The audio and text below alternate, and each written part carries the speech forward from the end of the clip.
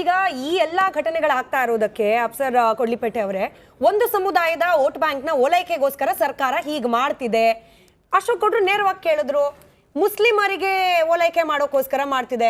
ಚರಣ್ ಗೌಡ್ರು ಕೇಳ್ತಾರೆ, ಇದರಿಂದ ಬೆನಿಫಿಟ್ ಹೆಂಗೆ ಮುಸ್ಲಿಮರಿಗೆ ಅಂತ ಹೇಳಿ. ಎರಡು ಪ್ರಶ್ನೆಗೆ ನೀವೇ ಉತ್ತರ ಕೊಡ್ಬೇಕು.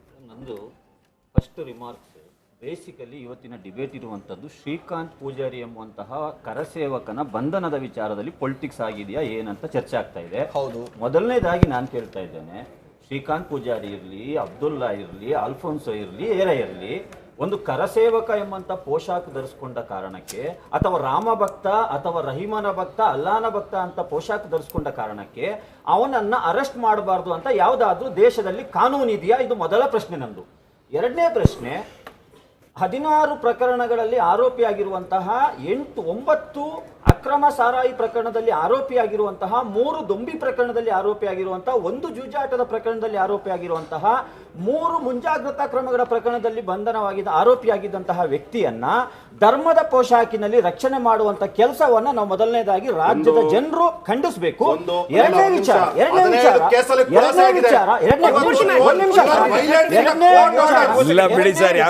ಎರಡನೇ ವಿಚಾರ, ನಾವೆಲ್ಲರೂ ಕೂಡ ಅರ್ಥ ಮಾಡ್ಕೊಳ್ಬೇಕಾಗಿರುವಂತದ್ದು, ಕರ್ನಾಟಕ ರಾಜ್ಯದಲ್ಲಿ 50,000 to 60,000 ಲಾಂಗ್ ಪೆಂಡಿಂಗ್ ಕೇಸಸ್ ಇದೆ.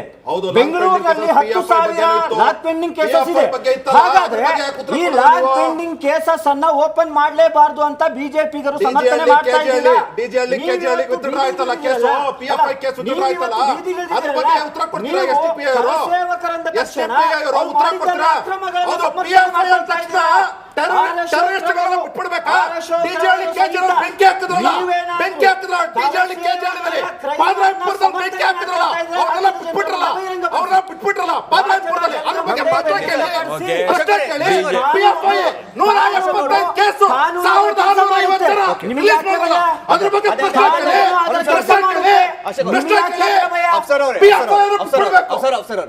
ಅಶೋಕ್ ಅವ್ರು ಹೇಳಿದ್ದು ಕರೆಕ್ಟ್ ಸರ್.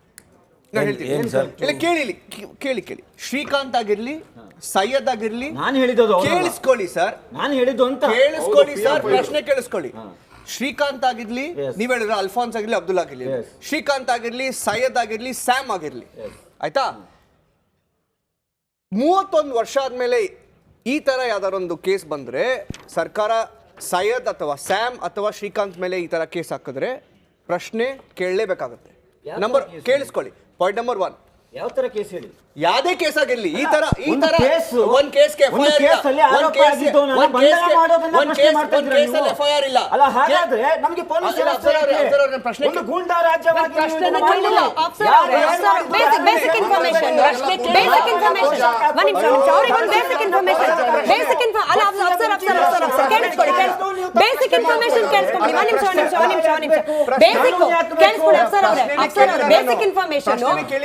ಕೇಸ್ಗಳ ಪೈಕಿ 15 ಖುಲಾಸೆ ಎಲ್ಲಿದೆ ಮೇಡಮ್ ಡಾಕ್ಯುಮೆಂಟ್?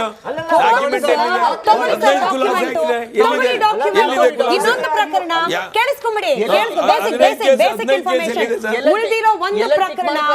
ಉಳಿದಿರೋ ಒಂದು ಪ್ರಕರಣ, ಯಾವ ಪ್ರಕರಣ ಬಂಧನ ಆಗಿರೋದಕ್ಕೆ ಎಫ್ಐಆರ್ ಇಲ್ಲ, ಎಫ್ಐಆರ್ ಪ್ರತಿಯೇ ಇಲ್ಲ, ವಿತೌಟ್ ಡಾಕ್ಯುಮೆಂಟ್ ಕೋರ್ಟೆ ಪ್ರಶ್ನೆ ಮಾಡಿದೆ ಸರ್. ಕೋರ್ಟೆ ಪ್ರಶ್ನೆ ಮಾಡಿದೆ. ನಿಮ್ಮಿಬ್ರು ಅಶ್ವಿನ್ ಅವ್ರನ್ನ ಕೇಳಿ, ಅಶ್ವಿನ್ ಅವ್ರನ್ನ 18 ನಿಮಿಷ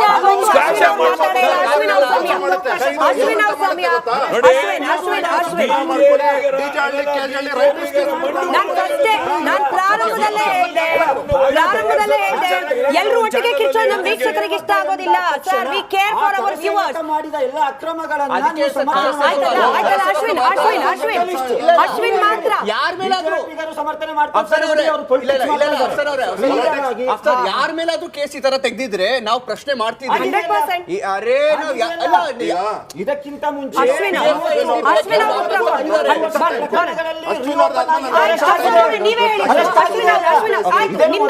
ನಿಮ್ದೇ ಪ್ರಶ್ನೆ ಅಶ್ವಿನ್ ನಾ ಕೇಳ್ತೀನಿ. ಅಶ್ವಿನ್ ಅವರೇ, ಆಯ್ತು ಸರ್, ನಿಮ್ ಸಮಯ ಆಯ್ತು ಸರ್, ಮತ್ತೆ ಬರುತ್ತೆ.